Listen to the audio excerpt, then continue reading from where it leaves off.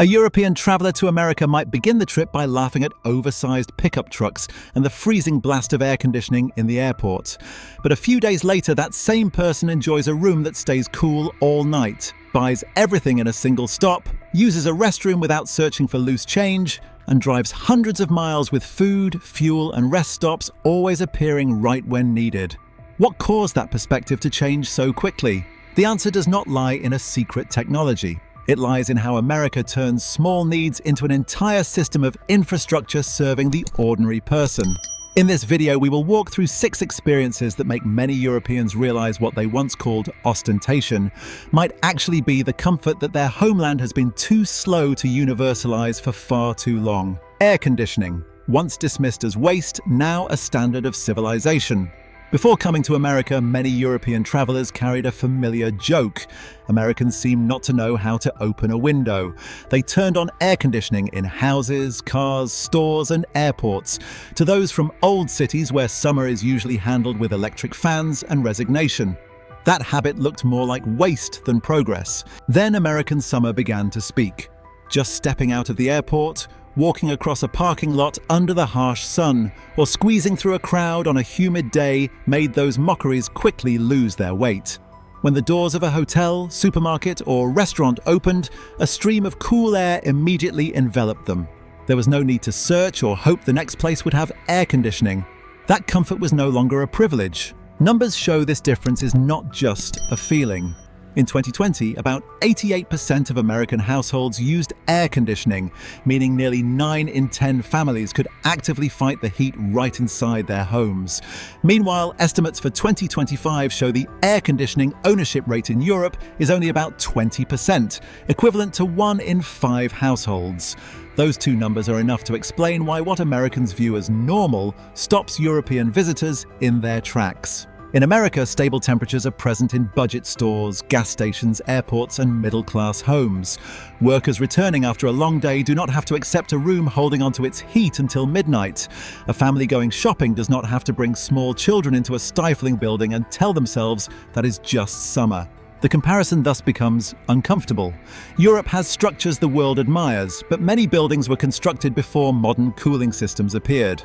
Retrofitting is expensive, limited by architecture, or not yet considered necessary. Therefore, what America has turned into a daily standard remains an uneven fortune in many places across the Atlantic. Europeans are not astonished because America has air conditioning. What changes their minds is the scale and consistency. America did not just install air conditioning units. America created the expectation that ordinary people also deserve comfort.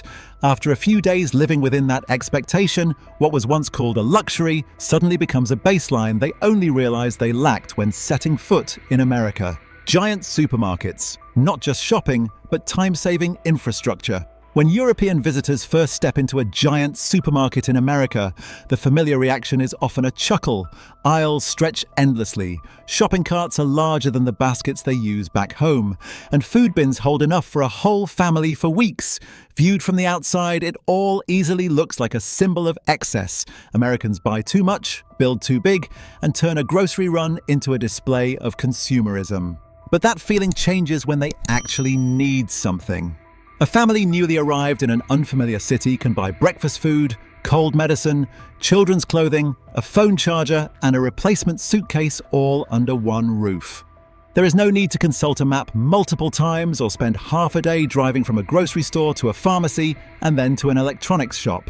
America has bundled those small, time-consuming tasks into a single stop. A Walmart supercenter can offer about 120,000 items, ranging from food to clothing, household goods, and electronics. As of the end of April 2026, Walmart alone operates more than 3,500 supercenters across America. This is not a rare amenity found only in a few large cities, but a network present in thousands of communities. That is when those giant packages begin to take on a different meaning. For those living far from downtown, busy parents, or large families, buying enough for a week or two is not necessarily greed. It can be a way to reduce driving trips, save time, and avoid having to return just for one small missing item. What Europeans once saw as ostentation gradually reveals its true nature, a system built around practical living. Europe has the advantage of small neighborhood shops where people can walk and buy fresh goods every day. But when having to bring along young children, commute in the rain, or handle multiple needs at once, that romanticism must face a very pragmatic question. Do you want to spend an entire afternoon shopping or get everything done in a single trip? That is what changes many visitors' perspectives. Americans do not simply build large stores to buy more. They build an infrastructure that helps each trip accomplish more. But the difference that makes Europeans feel their homeland is inconvenient does not lie on those giant shelves. It appears when they need to meet humanity's most basic needs. Free public restrooms, a small convenience exposing a large difference. After being overwhelmed by giant supermarkets, many European visitors are won over by something much smaller in America. Not flashy, not worth taking photos of, but the moment a sudden need arises, they immediately understand why convenience sometimes does not lie in massive structures. It lies in whether a basic need is turned into a scavenger hunt. In many European train stations, tourist spots, and city centres, paying to use a restroom is nothing new. The fee is usually only about 50 cents to €1. Heard at a glance, that amount is hardly worth mentioning, but the problem appears when you are in a rush, have no coins, the payment gate does not accept cards, or the whole family has to queue just to handle something that should require no thought. Then they arrive in America and discover a completely different custom. At gas stations, shopping malls, restaurants, large stores, or highway rest stops, restrooms are usually seen as a natural part of service. You walk in, find the sign, use it, and continue your journey. There is no small turnstile standing between humans and their most basic need. On long road trips, that difference becomes even clearer. In Florida alone, welcome centers and interstate rest areas are maintained 24 hours a day, 7 days a week. That means drivers, families with young children, or older adults do not have to calculate whether they can reach a city before everything closes. Facilities are built to serve the journey rather than forcing the journey to revolve around the scarcity of facilities. Of course, America still leaves European visitors with a rather humorous question. Why is finding a restroom so easy? But once inside, the gaps around the stall doors are wide enough to make one question the concept of privacy. Europe clearly scores points on the more discreet doors. Yet after a few days of traveling, many still have to admit one thing. Perfect privacy does not help much if beforehand you have to find loose change, pass through a toll gate, or run a few more blocks just to find the place you need. Europe may be more discreet behind the door, but America makes finding that door much easier. Highways and space, things that once seemed oversized, start to make sense. Before setting foot in America, many European visitors were used to looking at 6 or 8 lane roads, sprawling parking lots, and giant pickup trucks with a touch of mockery. From old cities where a narrow street still holds a cafe, a bus, and pedestrians, everything in America seemed larger than necessary. But that observation began to change the moment they left the first city. On the map, a trip to the neighboring state looks simple. In reality, the road can stretch for hours, passing through expanses of land so vast that towns disappear far behind long before the next destination appears. At that point, wide lanes, giant interchanges, rest stops, and large parking lots no longer look like ostentation. They become the logical answer to a country with a scale many Europeans have never imagined. The US interstate highway system is about 48,000 miles long, equivalent to more than 77,000 kilometers. If laid out in a straight line, that network could circle the Earth nearly twice. And Texas, just one of 50 states, has an area of nearly 696,000 square kilometers, larger than metropolitan France. Those numbers show that America does not simply like to build big. America has to connect vast distances. Even SUVs and pickup trucks that were once seen as oversized start to look different. When a family has to drive hundreds of miles carrying luggage, children, and supplies for days, ample space is no longer about showing off. It becomes a tool that serves daily life. Large parking lots are not just for holding big vehicles. They help thousands of people enter and exit stadiums, shopping centers, or highway rest stops without turning every trip into a battle for a spot. Of course, Europe still has advantages that many American cities wish they had.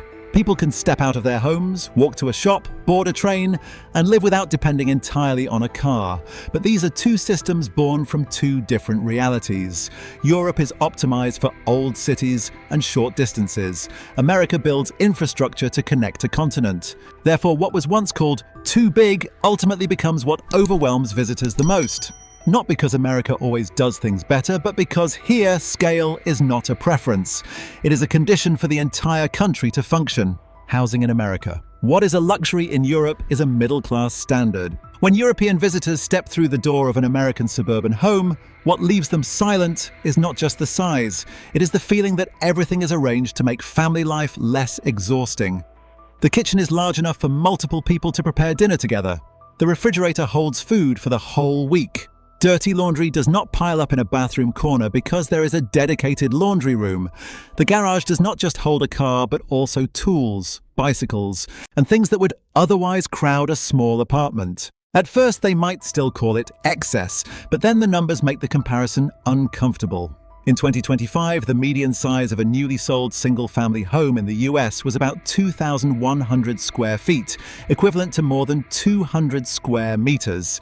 That is not a millionaire's mansion. That is the size right in the middle of the new home market.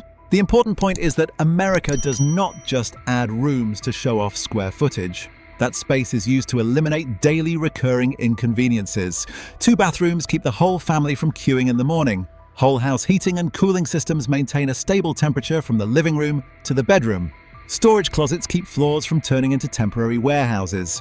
A large dining table can welcome the whole family without needing to be folded away after every meal.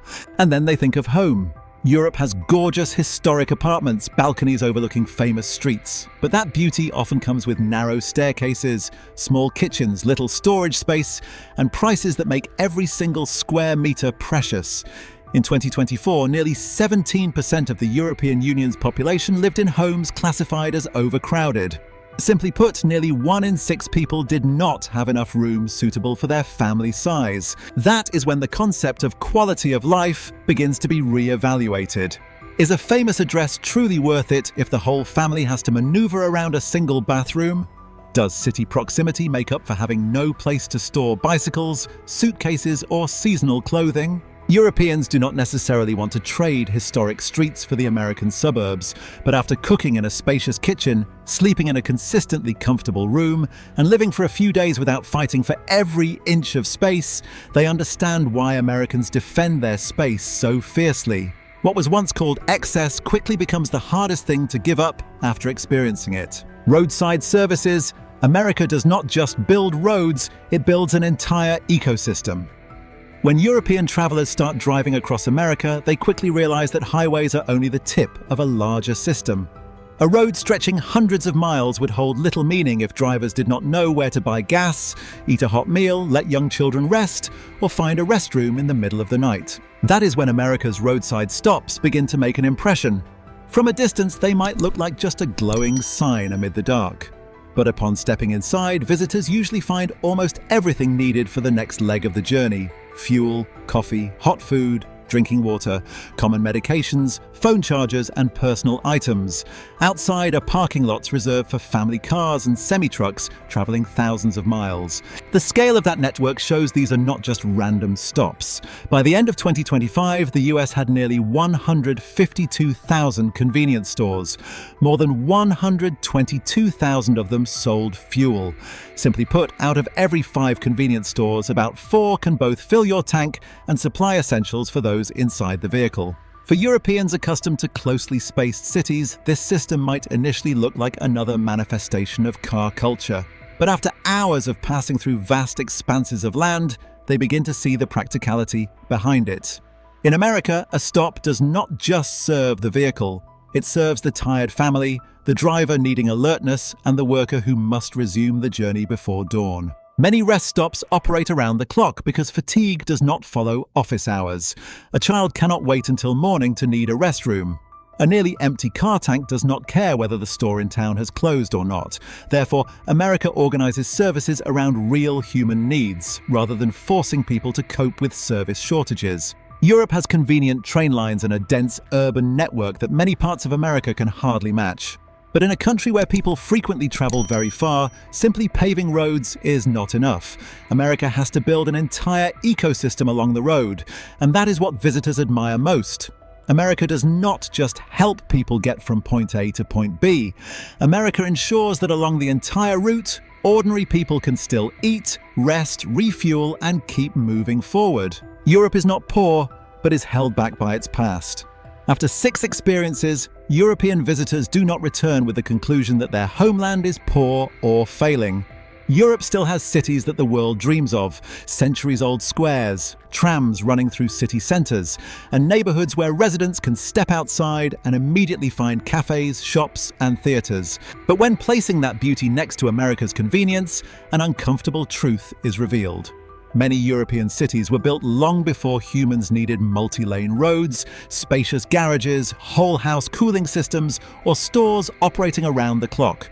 Every time someone wants to widen a street or renovate an old building, they face costs, preservation regulations, and limitations that have existed for generations. The scale of the problem is larger than the feeling of a few visitors. About 85% of buildings in the European Union were constructed before 2000, and nearly 75% have poor energy performance. Simply put, 3 out of 4 buildings need upgrades to retain heat better, save energy, and fit modern living. That is Europe's paradox. The past brings identity and pride, but it also makes the present hard to change. An old apartment may look down on a picture postcard street, yet still be hot in the summer, lack an elevator, lack storage space, and make it difficult to install new amenities. A city may possess great public transit, but it is not easy to expand roads, parking lots, or services when needs change. America does not have classical beauty everywhere. Many suburbs can be called monotonous, but America has built life around a practical question: how to make ordinary people live more comfortably, move more easily, and spend less time on daily inconveniences. That is what makes the comparison embarrassing. Europeans do not see a secret technology in America that they have never known. They see familiar things that have been universalized: air conditioning, large houses, comprehensive stores, highways, rest stops, and services that are always ready. Europe has the right to be proud of what its ancestors left behind, but America forces visitors to ask a harder question. Is protecting the past becoming an excuse for today's citizens to continue living without the conveniences they deserve? After all, what confuses many European visitors is not that America possesses magical technology. What frustrates them is that America has used physical infrastructure to reduce the daily hassles people must endure. A cool room, a quick shopping trip, an easy road, or a larger house may sound ordinary, but when added up, they determine whether people are living comfortably or simply learning to endure. Europe can be proud of its old streets and history, but a civilization is measured not only by what the past leaves behind, but also by how the present serves the ordinary person. And that is the most difficult admission. Backwardness sometimes does not lie in a lack of technology, but in having become so accustomed to inconvenience that one no longer thinks they deserve to live better.